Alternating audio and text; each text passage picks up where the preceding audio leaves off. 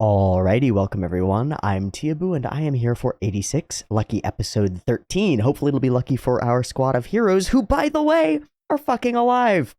That was the big reveal of episode 12, of course, is that all of Spearhead Squad, well, all the remaining members of Spearhead Squadron, the five, the big ones, they're alive still, and they are not dead, and they have awakened inside a nation that did not exist until last episode, as far as we knew. The Federacy of Giad, a splinter state of the previously existing Giadian Empire that created the Legion and destroyed themselves. The Federacy of Giad seems to be a semi-democratic, really nice nation where things are really good, and they seem to be led, in most part, by Ernst, the president. We don't know how he rose to power, and I'm deeply suspicious of him, even though he seems lovely. That's the problem, is that he seems great, and I think that he's lying, because I don't trust good people.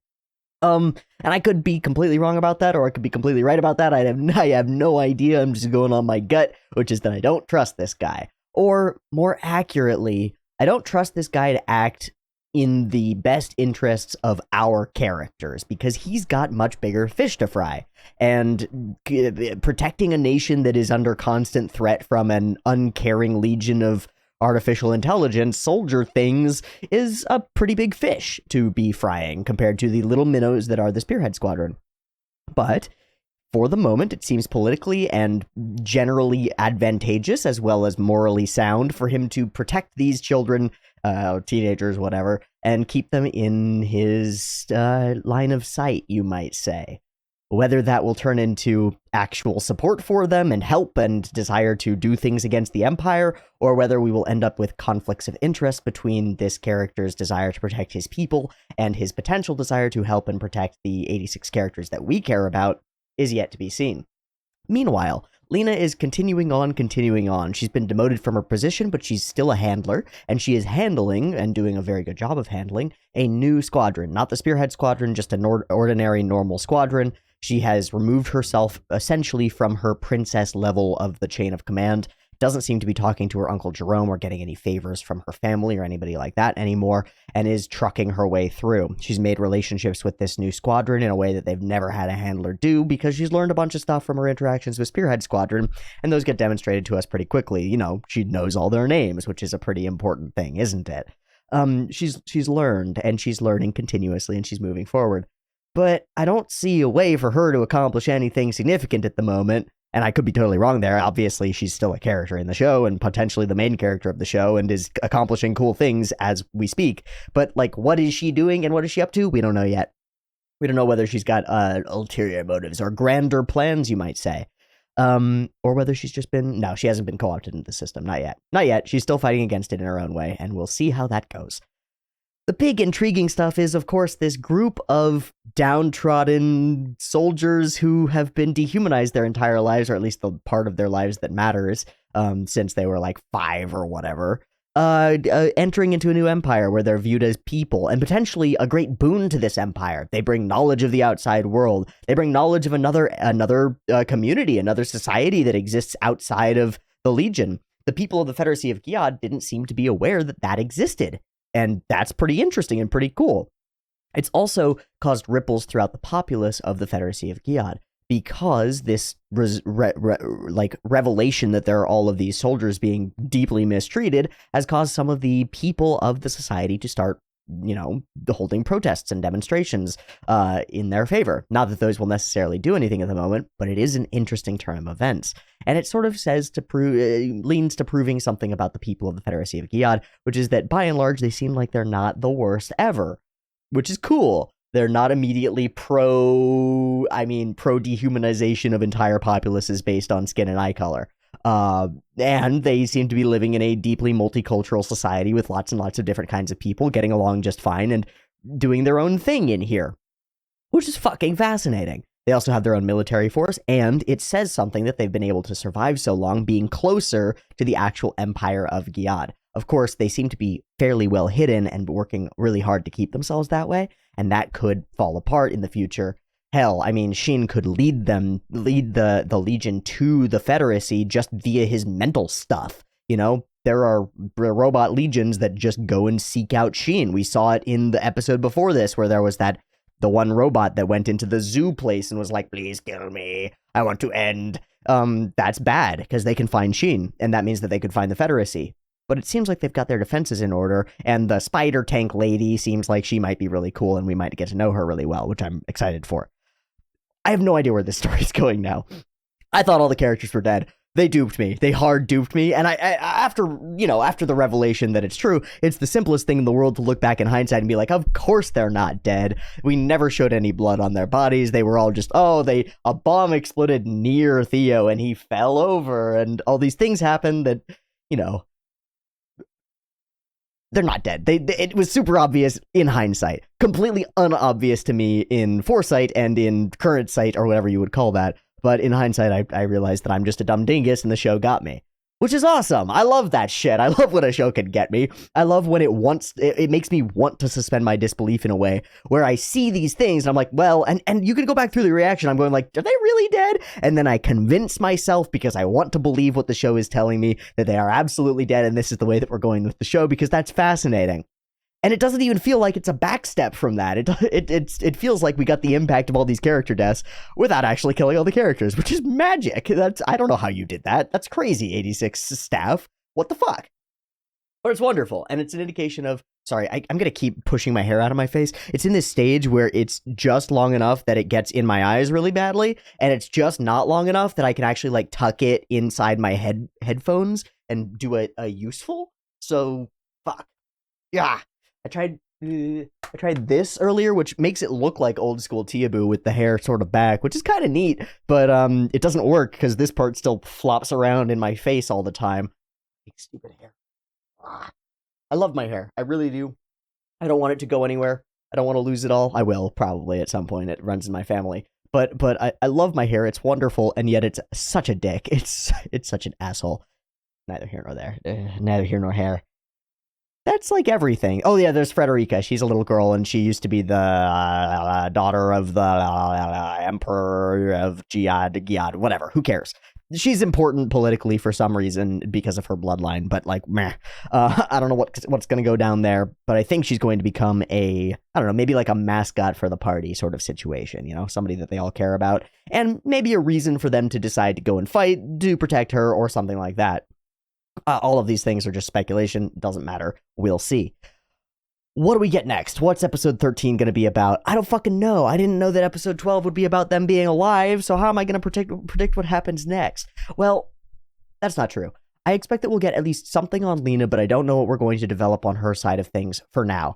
What I'm most interested in, and thus what I kind of expect and hope that we show, is the 86's reactions to this civilization.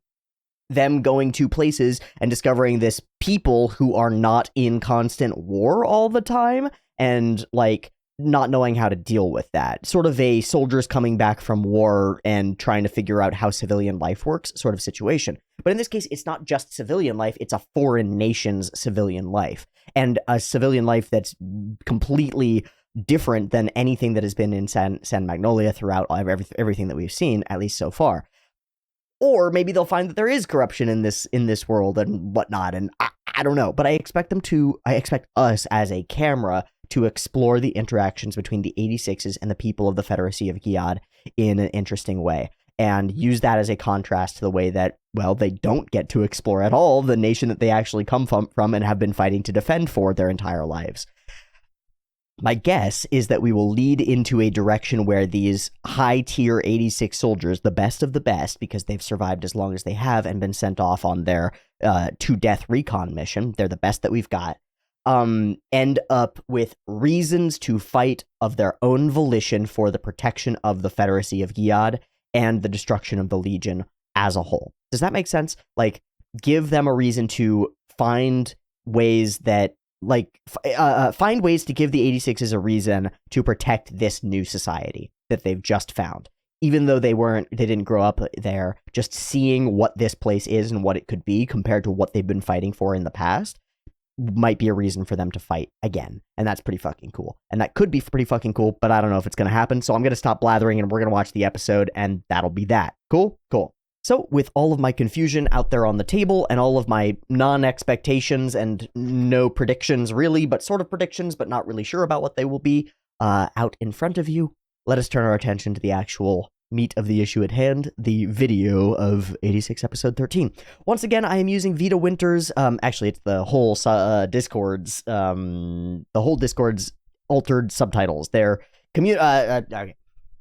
Once again, I am using Vita Winters. Vita's just the spokesperson for a bunch of people who worked on these in my Discord, in the spoilers channel for 86. If you want to go help and contribute to the production of better subtitles for 86, be my absolute guest. Head over to the Patreon and drop $1 so you can get essentially infinite Discord access. As long as you don't do something ban-worthy, I won't kick you from my Discord once you lapse your Patreon subscription. You can just be in there for $1 once ever. Okay? Does that make sense? I hope it makes sense. Maybe it doesn't. And then you can go and talk to Vita and all these people. But I will ask Vita to please post what you have changed in this episode down below. I know that you wrote me a note that said that there was a lot of discussion over the way that the subs should be in this episode, and that sounds great. So I'm going to be using those community-generated, community-altered, community-edited subs for this episode. I totally forgot to do that last episode because I'm just dumb. I woke up and was like, 86, let's watch it! And just watched it, and oops. But that is what we will actually be using this time, so hopefully the subs will be A+. Or Vita will have fucked up everything and you can all go laugh at Vita in the comments, okay? Okay. But preferably, I think it'll be great, and I think you should go check out Vita's subs and use them yourself, share them with other people who you know are watching the show, and give Vita likes and comments and stuff, and bolster them for doing something very nice for me and for all of you, so that I can have the best experience and share the best experience of this show with all of you with minimal confusion over what things mean, which is super wonderful. And really, really appreciate it. God, I love my community. They're so great. Hey, once again, if you want to join the community, Patreon's in the description. Check it out. See you there. Oh, and there are 2 episodes up on the Patreon for early access. So if you want to get caught up 2 episodes further, those are you can go and get those. Just a thought that you might want to think. Okay, let's watch episode 13. Vita's subs. No idea what's gonna happen. Let's get into it. There's a new OP, I think. I think we saw it as the ED for 12, but I don't really know. We'll see when we see. And that's it. 2 versions of this reaction video, picture-in-picture in the description, timer on YouTube, beep beep timer to count you down. Let's get into it.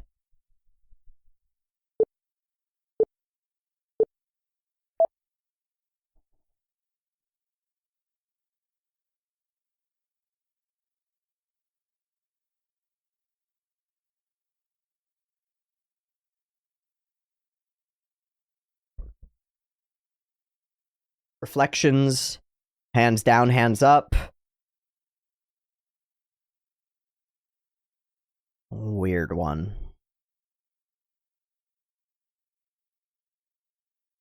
Okay, joining the military, Spider Lady and other soldiers, Ernst, Fido, but not Fido, and Frederica. Glowing lights, I don't know, like mitosis? Pararaids? Growing?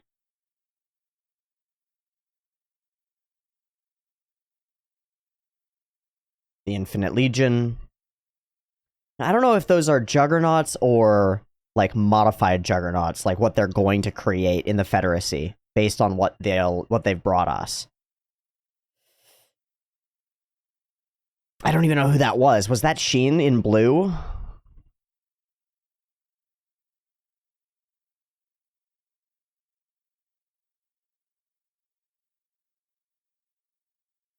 Eyes cut, eyes cut, eyes cut. Field of blood flowers, and she turns to see him. Interesting.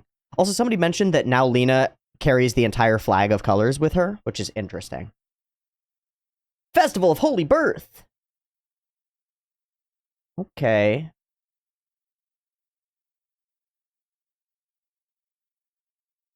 Very much like Japanese TV.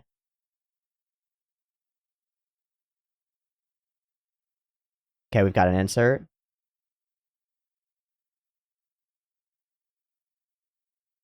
Uh-oh.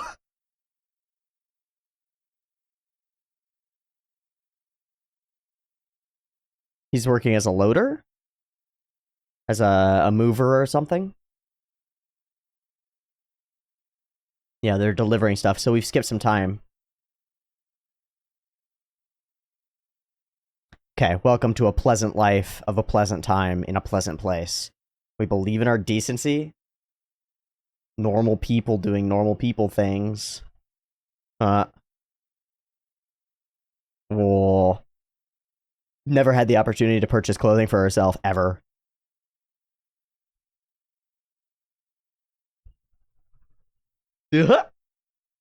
Okay, I hope we follow that up. Ah, pursuing his art. How long have we been here? Damn right he does. Wow. Yeah, being approached by someone and not having to be in conflict with them immediately. Real cream. Learning to cook. With your husband and your kids. Right. Kodomo nai nai. Yeah, completely different perspective on life than any of these people, right? Oh, hi, buddy. Shit, of course. Wow, the MILFs are in it, are really into him. That's super funny. That's actually a great gag.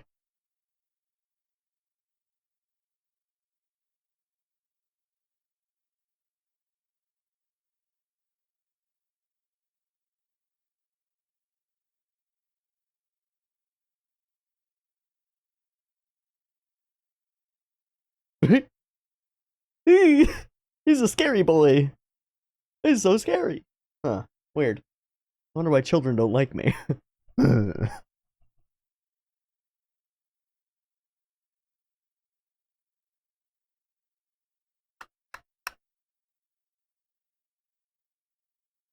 Full Alba.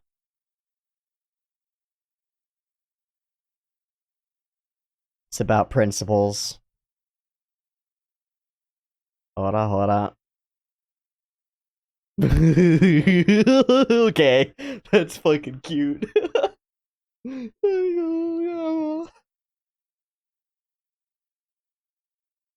this guy's voice actor? Wow, brutal. To have Shin say that? Oh, brutal. You're one of them newbies. Nope. Oh, okay.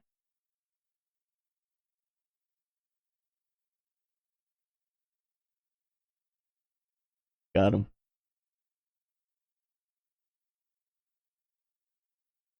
Why? Ah, the scuffed shoes. Okay. There's our first problem.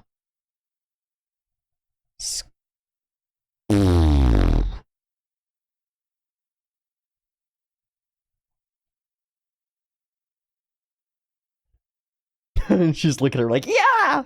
Fucking love it!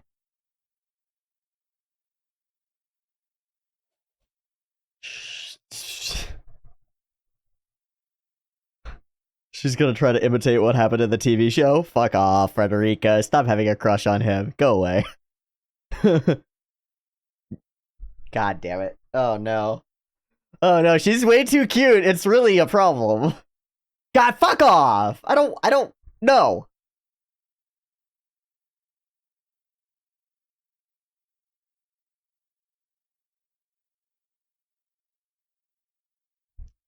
No. No.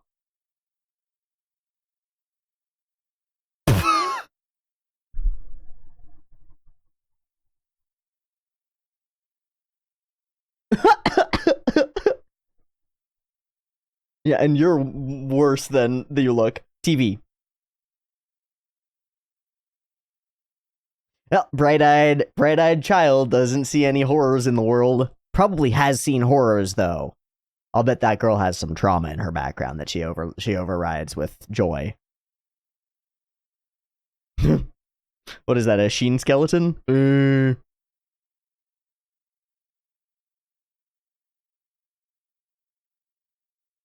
Alone against these backdrops, though, they stand out. They're different. Cool scene. A part of it, but distant. Using these this rack zoom. Rack focus. Rack focus.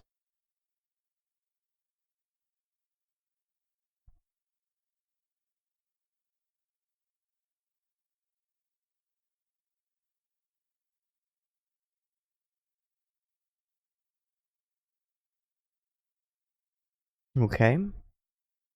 Okay, but...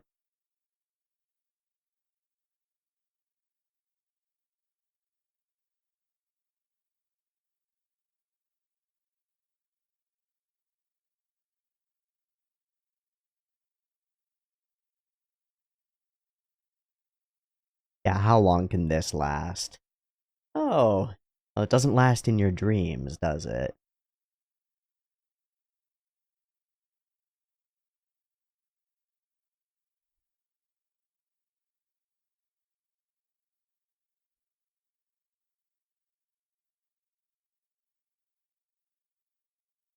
But he's got that one piece.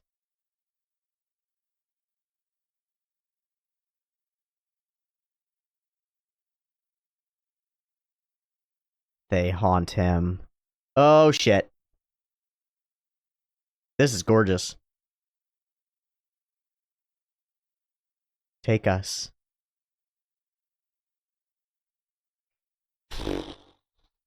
Yeah, you can't stay here, bro.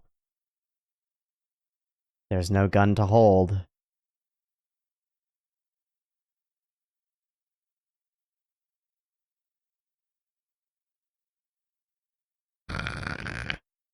Nice. I missed the previous date, so I don't know. So it's Christmas Eve, December 24th? Got it.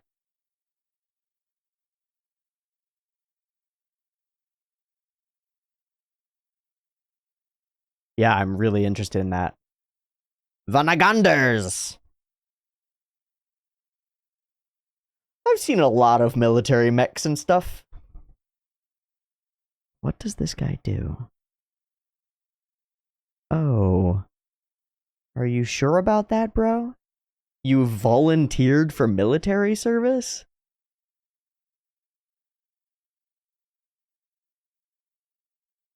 Yeah. Oh, the SOS. Got the child. Wants to protect his sister. Yep. Has the reasons to fight. Great framing. Locked into different directions.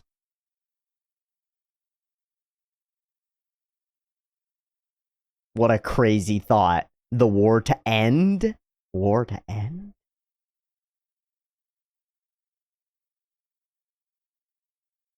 Yeah, man, you should go. You should check that shit out.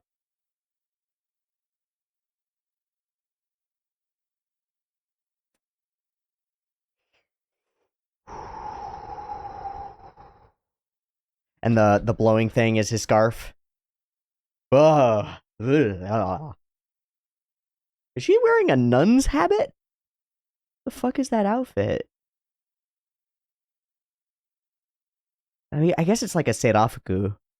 Oh, there's the lady again. Hi, hi. Hi, hi. We're gonna follow that up. That's two. The third one she'll go in. Very good, very good, very good. Ah, still shades of Rebel.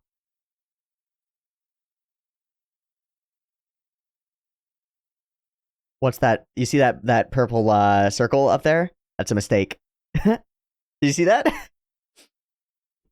They left till the end from production. Gotta love cell phones. Do they have their para rates back in? No, they don't. Of course not. So annoying. Hmm. Oh shit, they gave that tech to them?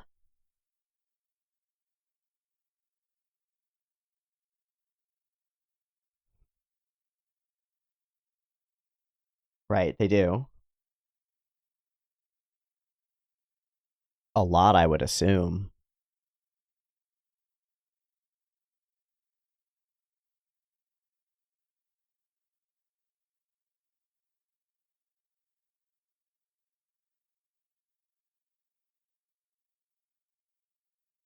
Yeah, you can't have this guy walking around your civilized society with a gun. Oh shit, of course he wanted that. I wonder if that's why that's the shattered pistol that we see in the OP?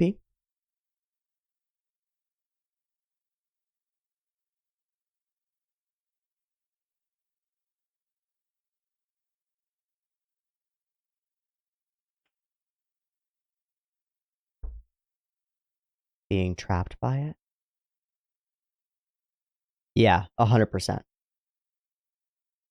100%. Yeah.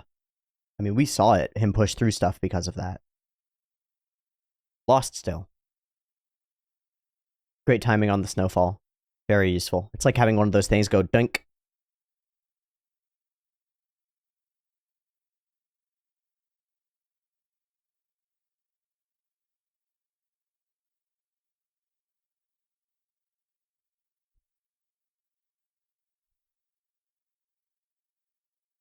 Whew, what a way to put it. Oh, that guy looks like Daya. Yeah.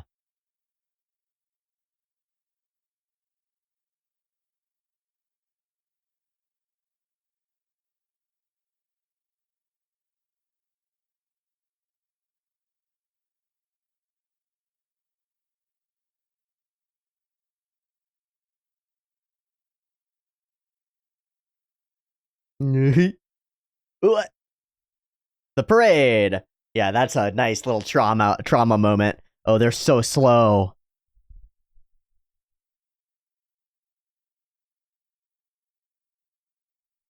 Yeah, he's just watching like, yeah. Wow. Wow, like a helicopter pilot seeing one.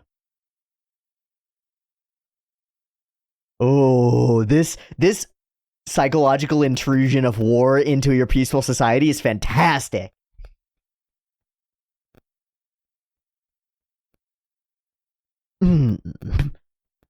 This character reminds me of like a JoJo's character. Oh.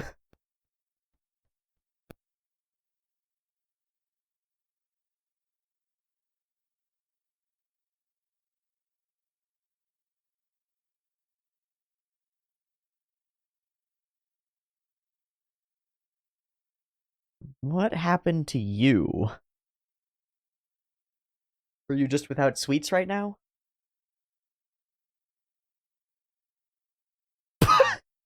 Fuck off with that shit. Alright, chill. God.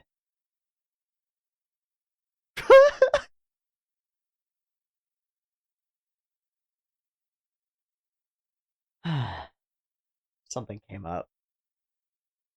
Yeah, I wanted to be inside, you know? Oh, yeah, because you can cook. Yeah. Raw eggs, eat them. Hmm. No love in that omelet, huh?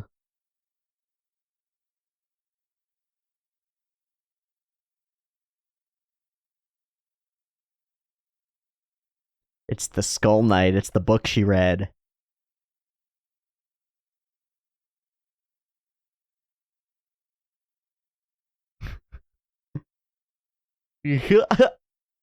Oh, we're doing a feast? Car broke down. Got it.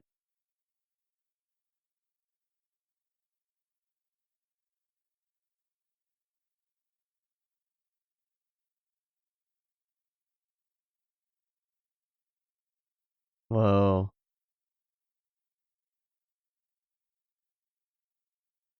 A lack of care of connection.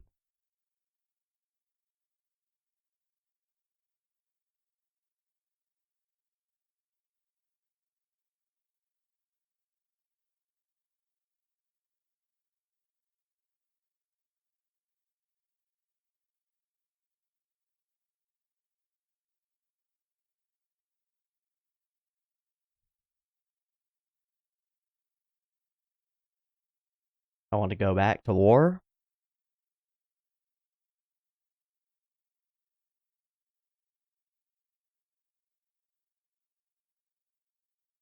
Whoa. The snow melts and a little flower blooms. Yeah, we've all made this decision. So we'll fight? No. Okay, what are they gonna say? What are they gonna say? Shut up. I'm gonna shut up.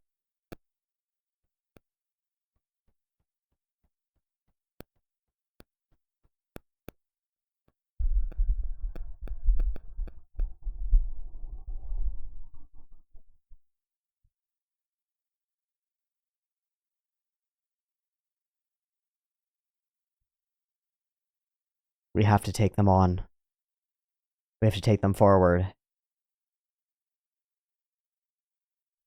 Whoa! I don't know if they're gonna let you do that, guys.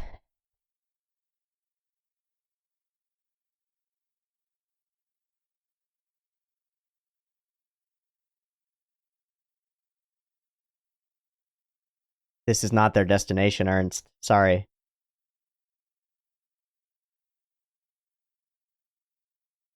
Not when they're trapped inside the Legion. He can't understand. Whoa! Thanks, Frederica. Don't put them in another cage. Don't do it. That's some bullshit coming from a child, but I love it. Alright, Frederica, how old are you actually? Are you a 400-year-old demon loli? I think you are. I think so.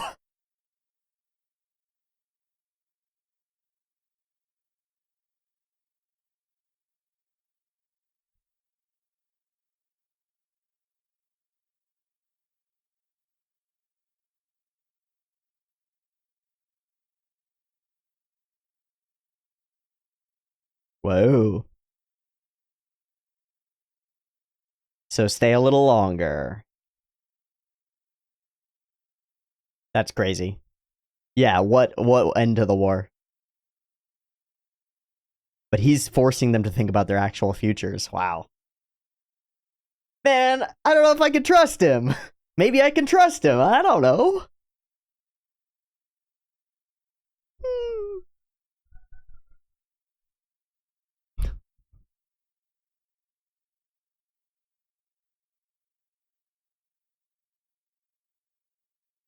Okay, Frederica.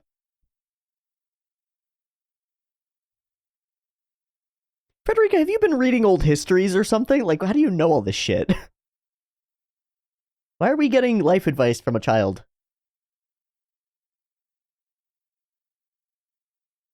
Yeah, yourself.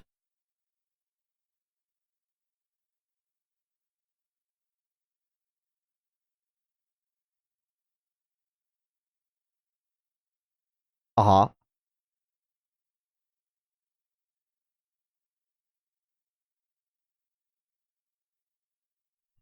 Yeah.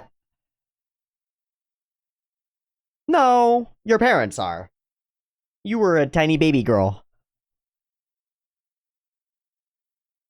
You are not responsible. You are a tiny baby girl. Uh.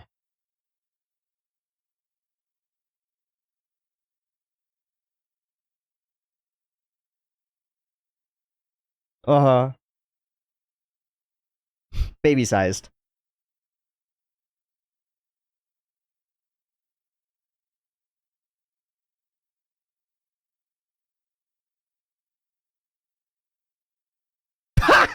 Fucking shit. My knight's ghost? Her own thing?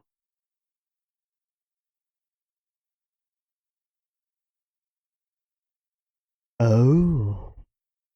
The voice. The blood I inherited? What?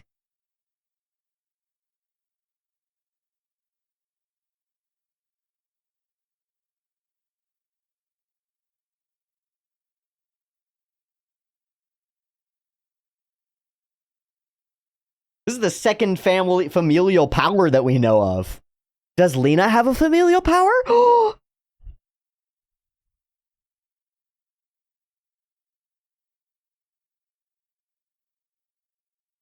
Well, shit, that's an entreaty we can't turn down. Let's go to officer training. Are we doing a hard black ED? No visuals? Actually? And it's only a minute 30. Okay, there we go. This is a fun episode. Simple until the end, but a fun episode. Very important. Very important to have this opportunity for them to choose freedom. And we see that the opportunity is granted to them. Fantastic. So Frederica is going to become our mascot, right?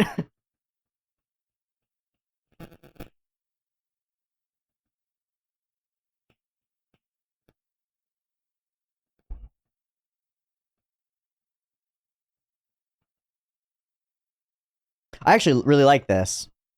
This is it's a style of the sort of the rolling cymbals and the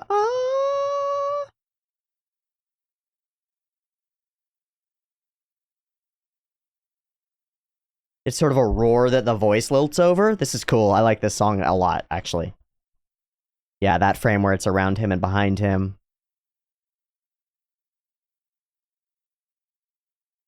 There we go. Off to officer training we go.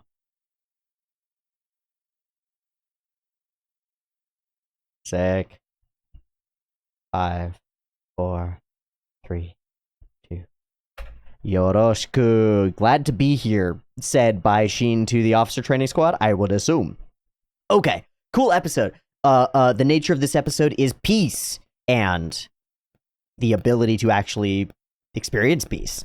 I've got to fiddle with my thing. Hold on. I don't know why it does this. I think it's the cable. I have to replace the cable. It might be this thing, my FET head, which is this thing here, which is attached to the microphone and adds extra gain to it because it's a dynamic mic, and if it's just plugged in normally, it doesn't have enough gain. Interesting. Okay, the OP is still fascinating, but I'm not going to go through it too hardcore. And here we get to here. The idea that they dress these statues in like warm winter clothes is super cute. I love it a lot. And the whole concept of this festival that is very Christmas-y because it happens during Christmas is cool. It's a cool way to do a secularized version of a similar sort of thing. Also, is this just a straight wipe? Yeah. Wow. When's the last time in a show that I saw and noticed just a straight wipe across? No objects, no transition, just a straight wipe. That's weird. That's weird. Okay. So she watches this whole thing and she watches this. I want it though, please. And then the acquiescence and she learns a thing. It's like, I must utilize this new skill that I have learned to manipulate people. But it turns out that while Frederica's learning little bits of things, she's learned some other stuff from her previous life. I guess.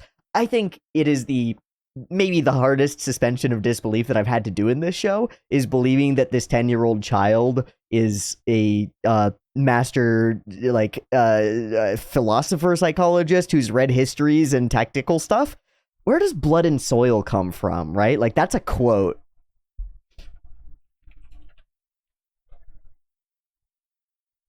Fuck.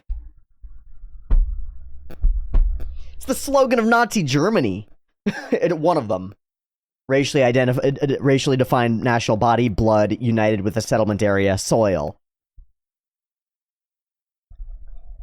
So, I mean, immediately I was like, that's an interesting one. Blood and soil was a key slogan of Nazi ideology. Yeah, wow. Interesting. Also interesting that popping into the list, major figures in 19th century German agrarian romanticism included Ernst Moritz Arndt.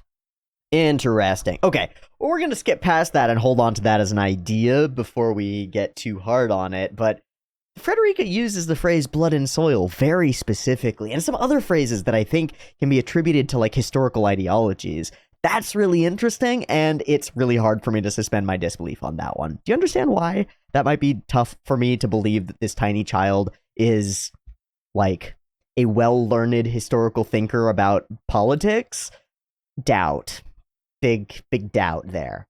But I'll let it slide because it's interesting and it makes for good character interplay, right? Hearing this stuff from Ernst would make a lot of sense. Hearing it from Frederica, maybe not so much. Now, the thing that we could infer or could, like, put onto her to make this make sense would be she's probably a fucking genius, and that's fine. Genius children in anime I have no problem with. And she grew up knowing that her parents, her family, created immense political strife and turmoil and the deaths of many people, and has thus dedicated herself to pursuing and searching out the reasons for that and the way that it works and how to not do it again.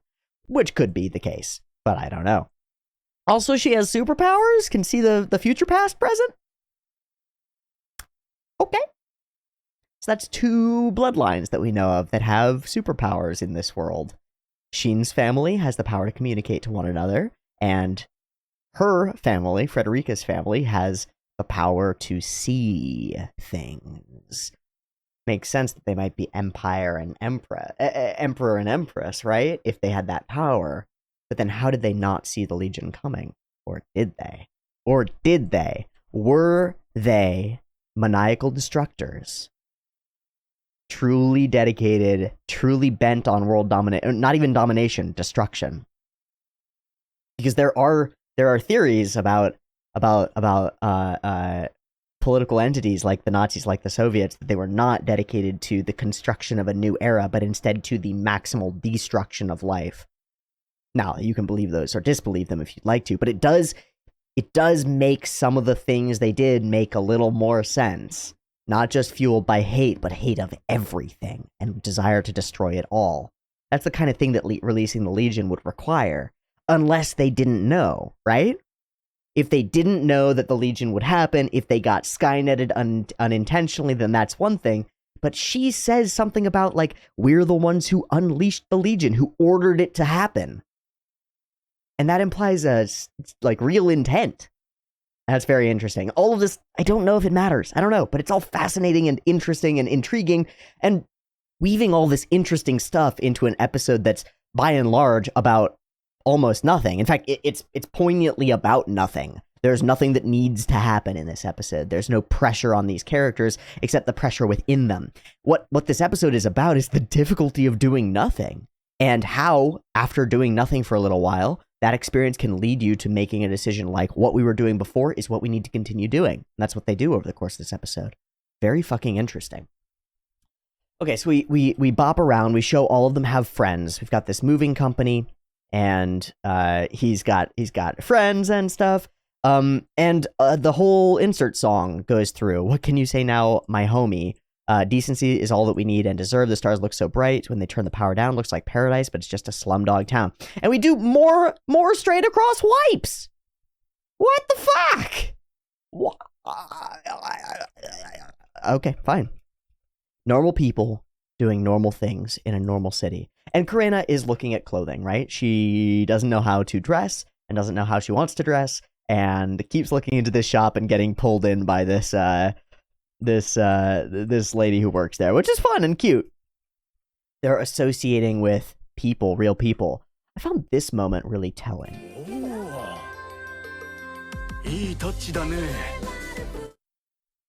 I guess it's not as poignant as I thought.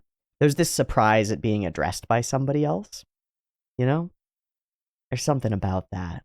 These people have been so long without civilization around them, without society around them, that strangers talking to you is crazy.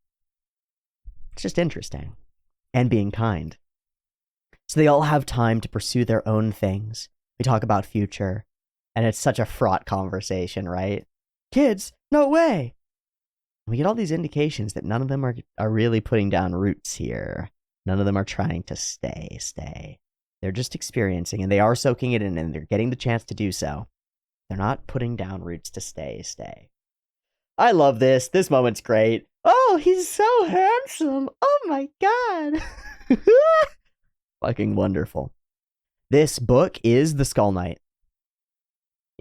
Wow. The ISBN tag on the back says Imperial Capital Library. So it's a book from the past. That's cool. That's a cool thing to put down. That's very cool. This book survived that. But it is a copy of The Skull Knight. He goes for it, she goes for it, he gives it to her, she runs away, and we don't show what the book is, which is great. It's great. It's just wonderful. I want to look. Gago. Something is something's the special night with some cat, sad cat. I don't know. I don't know what any of that says. Okay, so we meet this guy. Nina. No, it's fine. I wasn't reading it. It's not fine. This is Nina. Oh, geez, that girl. Sorry, it must be rough being a big brother. Ugh. This may be rude. Don't you have school? I don't go to school. We're not that wealthy. So, education is not available to all peoples in this nation. That makes sense. That makes sense. A lot of nations, that's true. In the real world today, a lot of the first world nations don't have free education. Hello, America. What the fuck are you doing? What's his name? Eugene Rance. First off, I'm going to search the name Eugene Rance. Hopefully 86 doesn't come up. Nope, it does. Okay, Eugene Rants, Nazi Germany. Nope, just 86 comes up. Okay. So then I will go to ANN, and I will find 86, and then I will look up his name and find out who that voice actor is, because I know I've heard him in something. I would guess that maybe he's in a boy squad show like Haikyuu, maybe? Something like that. Atsushi Tamaru. Sket Dance, Robotics Notes, Code Breaker, Samurai Flamenco. Haikyuu, Akira Kunimi. Who is that? Oh, he's that guy. He's the wing spiker for the different team. Talken in Sword Art Online 2. Miki Hiko Yoshida at the Irregular at Magic High School. That's the... Is that the main boy? Yeah, I think it is. Okay. So he's gone up in the world a lot. He's the main boy in Asterisk War, which, you know, is Asterisk War. He's 9E or whatever. 9... I don't know what that is. Epsilon? 9 Epsilon in Darling in the Franxx. Oh, he's Oji Mochizo in Tamako Love Story. He's that boy. Okay. Cool. Lots and lots of things. Very, very much a recognizable, sort of a good boy voice. And that shows up. Nina Rants. And I read her a book and she took a liking to me. It was a story for little kids with princes and princesses. And she's looking at her like beaming, like, yes, I love that book. Is this my little sister? Hell no, you're coming with me. Okay. And she does the little I want it thing. We do a lot in these couple of frames to do some this little kid is very cute. You have known her for 2 episodes, but you would die for her sort of thing. This is one of them. As she's looking around, eyes bright at all the world around her and all these shiny things. And then, of course, the moment later when she sees something that she wants, she's like, whoa! Oh, fantastic. And she wants the ugly bear, which is cuter than her wanting the little princess doll, which is cool. And she tries the thing that she learned from the thing, and it's not even cute, it's just annoying. It's like, what the fuck are you even doing? And then it works, of course. Wonderful. These little moments, these true joy moments from her, fascinating. And because we get them, they indicate that there is actually weight on her shoulders. And that for some reason, maybe it's because she's a child, she's capable of resilience in the face of that, in a way that maybe our adult characters are less capable. You know, adults who are shown unkindness, who are traumatized, who are hurt, who live in dark times, become dark. Children who live in dark times often rebound in the opposite way, at least in media. And it's tropey to have a child be the light in a world that is filled with darkness. And she is emblematic of that in these scenes, at least to me. That's how I see her in these moments. But it indicates to me that there's something deeper going on under the surface, and that will be proven to us as we move along across the episode. I think the episode does a great job of moving through time, and this moment, I think, is my favorite part of the episode. These dolly zooms, these rack focus moments, where we're holding on the character and everything else is moving slowly away from them, as they remain in shadow and this whole world becomes a little more distant from them. They're in it, they're a part of it, they're free, but they're each alone. They're each alone, and none of them is connecting with this scene. If these were scenes that were composited normally, for example, none of these characters feel like they're in the scene that they're in, right? The light shines on them differently. They're not in this frame. They're in a different location. They're not here. If these were normal scenes, they would look wrong, right? Because those characters don't fit their backgrounds, don't fit their environments. And that's the point. They don't fit here. They don't feel like they fit here. So this is a great visual way of expressing the way that these characters feel inside, and I think it's really, really effective in this moment. I think it's just fantastic. Meeting people, pushing them away, moving away from them. Fantastic. Okay, tradition of exchanging presents. They've been here a month. They've all found things. They're fitting in well. Yes, what a good sign. They'll be okay. We're going to have to find a real path for them to take in life once spring comes around, and we slip into Shin's dream. The pressure that always waits for him when his eyes close. The pressure of dozens and dozens and dozens of headless soldiers carrying their own corpses, flanked, backed by dozens and dozens of legion. Also, this stuff, this warping metallic material. And the scarf that comes back to him. A flag, almost. All of us. Save us. Save us. Please. We're all still here. And you're the only one. He reaches up to hold out his gun, the gun that he uses to silence the restless dead. And he can't. Fan-fucking-tastic.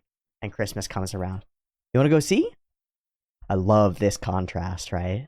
It's a novelty to go and see the military go by in a city, in a place where they don't have to deal with the actualities of war.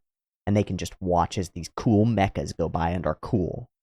They can treat them like civilians. They can volunteer for the military instead of being drafted into it. All of these things are layers of vast difference from what we've experienced before from these 86s, and that's fantastic. Oh, you don't care? And this guy has volunteered. Interesting. I'm going to make a prediction here, which is that this guy's going to die real soon. Real soon. I think this guy's going to get super dead super soon. Like first mission type of dead. He seemed real nice and he's got a sister. And if I had a death flag, I'd be waving it. I need to purchase a death flag. I need to figure out a way to do that.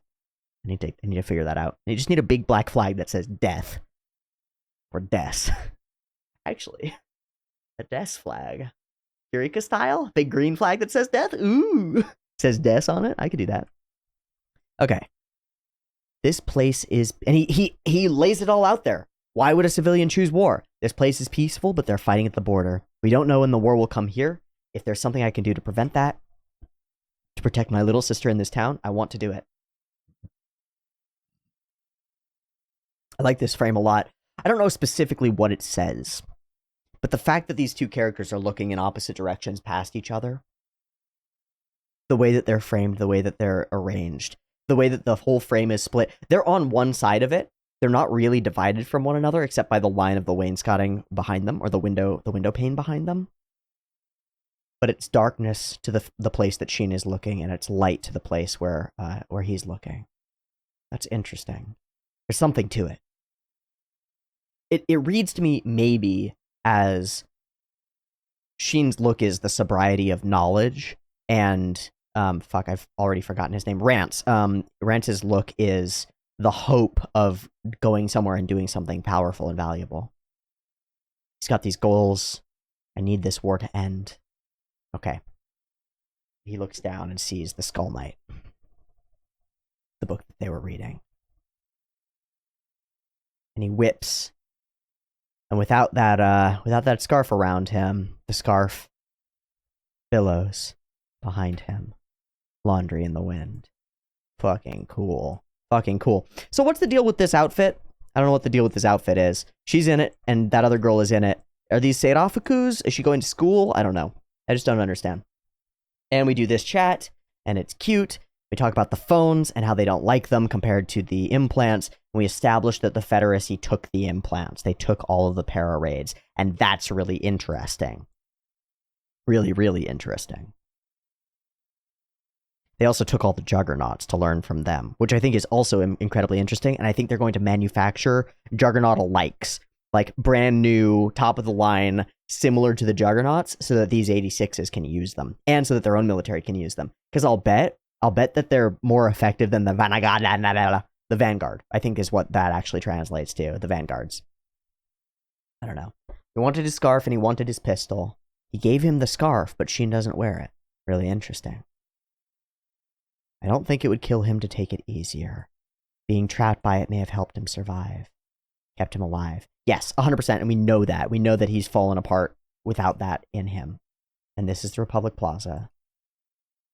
Drawing Shinigami.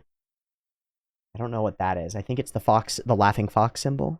The cat, Fido, the old man, and some of their lost friends. Fucking awesome. They want us to think about our futures. Have you decided on yours? And as he says this, a blonde guy who looks just like Daya walks by in the background, leading a woman with purple hair just like Anju's.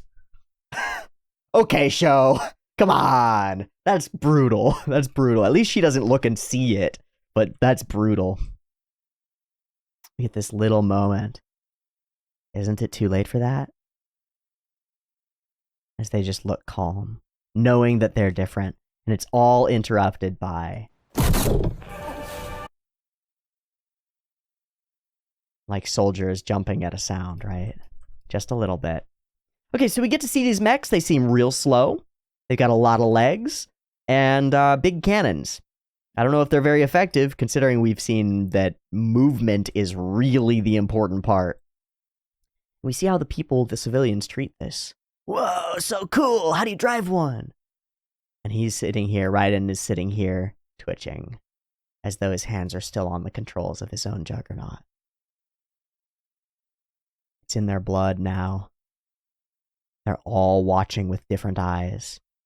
Okay, Frederica does the same cute thing. It's very cute. Oh, yum-yums. And then everybody comes in, and then she mentions, sounds like a man who dedicated everything to killing his brother. How did you know about that? Oops. Because of her eyes. Interesting. So, and then everybody comes in. Bing, bing, bing, bing, bing. And Kreina's the one who broaches the subject. It's really good here how she has her feet sort of together, and she's sort of fiddling with stuff and not sure about how to approach this. I think I've seen everything I need to see. I think I'm content with living in this place for this time. I want to continue moving on. And it seems like everyone has been waiting for her. Like they've all made this decision themselves, and Kreina was the last one waiting. And now she decides. So, onward then. And they request it of Ernest. Let's go back to where we belong, to the battlefield, to onward, to lay our friends to rest, to do what we must. We want to keep going. But why? Well, we wanted to from the start. But why? We can't use our luck as an excuse. And he returns with, no, you're here because you've made it all the way.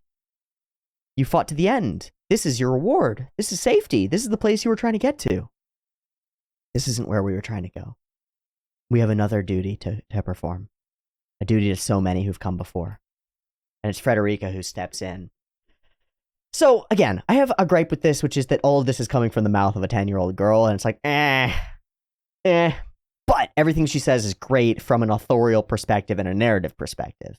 I have a problem with an intelligent author putting their own philosophy into the mouth of a child. It's not the mouthpiece that I would expect for these thoughts, but I'll hand wave it and let it go, because Frederica is demonstrated to be different, right?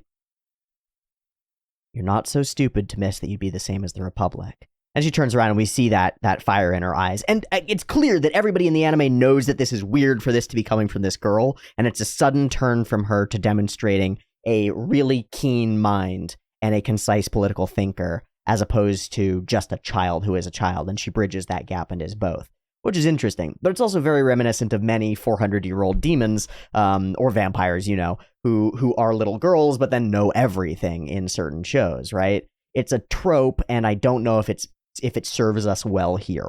Does that make sense? I hope it makes sense. I hope people don't take this as a massive gripe against the situation. I don't hate Frederica at all. I don't love her voice, but I don't hate her at all. I don't have a problem with her as a character. I think that it's just a bit of a writing convenience to put these words into her mouth. I don't believe that she, as a 10-year-old, would be thinking these things the way that she's thinking them. But maybe I'm wrong. They're not young, ignorant children, says the young child, which is pretty interesting. All right, fine.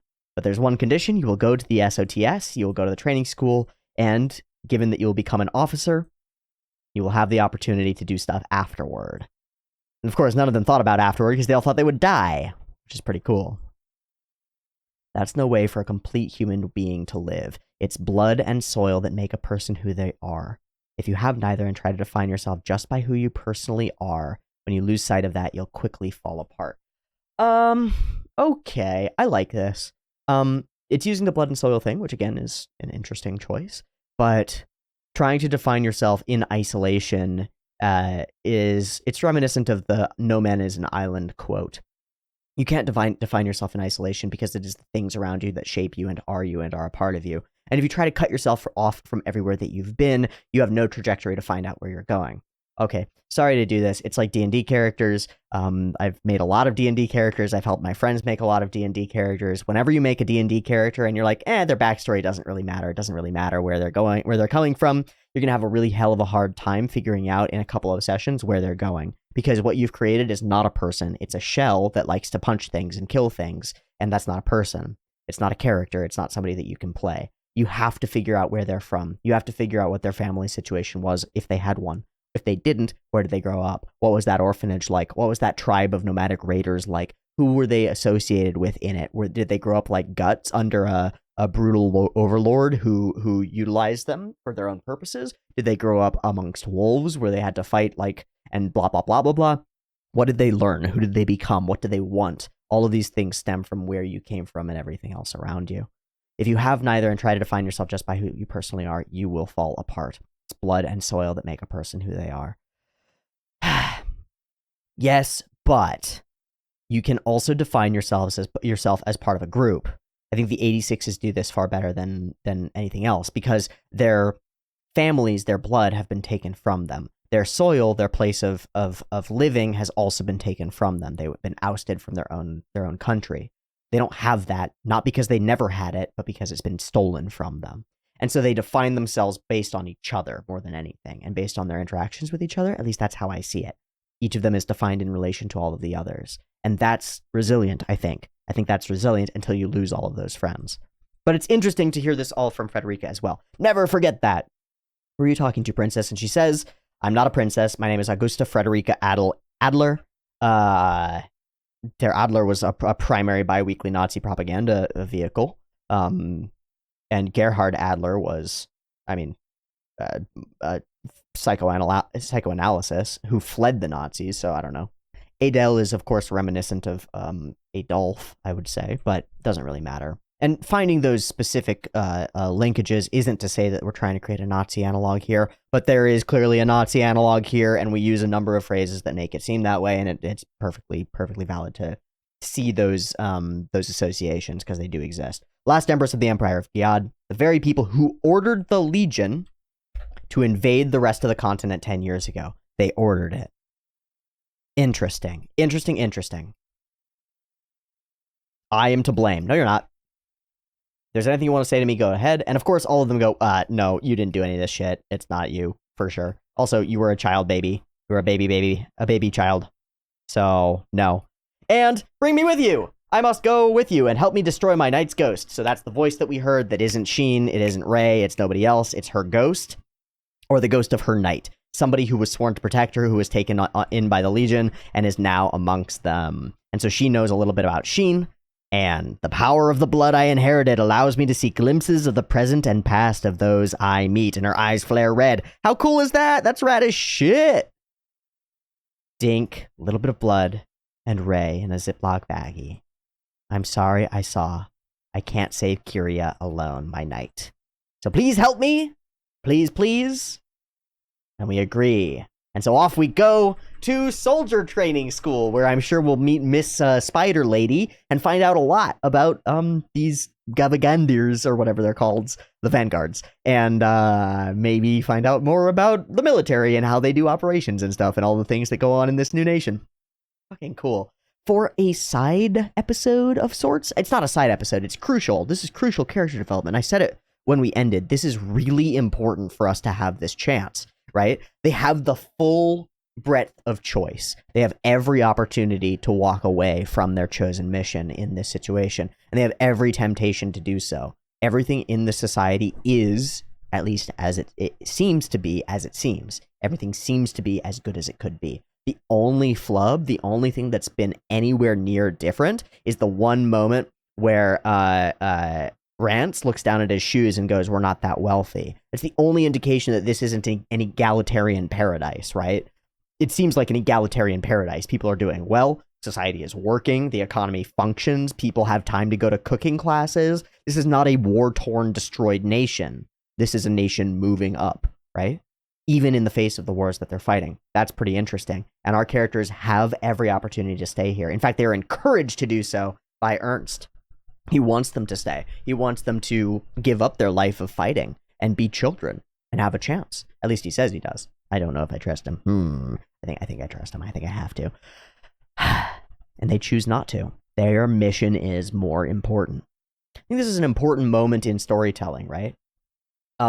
There's a moment in the Campbellian monomyth, which is the refusal of the call to action, the hero's refusal to leave home, right? And that's that first step, is this momentary chance where the hero wants to go, no, I'm not the one to become Hercules. I'm just, who am I anyway? I'm nobody. I can't become a superhero. What are you talking about?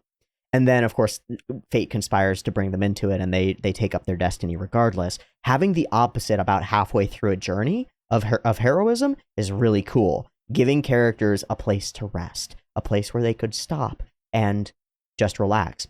It's like the island of the Lotus Eaters in the Odyssey. Odysseus is returning. They find this island. If you eat the fruit of the island, you become dumb, and you just stay on the island eating fruit all the time. It's very, very tempting to just stay on the island and eat fruit all the time, but you can't do that.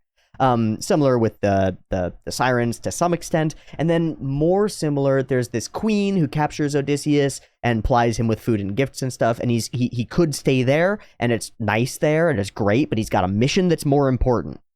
And putting that section halfway through his journey home is really important. There's a chance for you to stop and just give up on the mission that you're on and just say, I guess it doesn't matter anymore. Maybe what I deserve is a rest. Maybe what these 86 who've been downtrodden and destroyed deserve, maybe what their comrades would want from them would not be to save them, but to save themselves. But no, their moral compass, their desire, their goals are more important to them than their own happiness or their own safety or their own security, and so onward they will go. That's good writing, as far as I'm concerned. Pretty damn good writing, and it's good to have it right here. Lovely.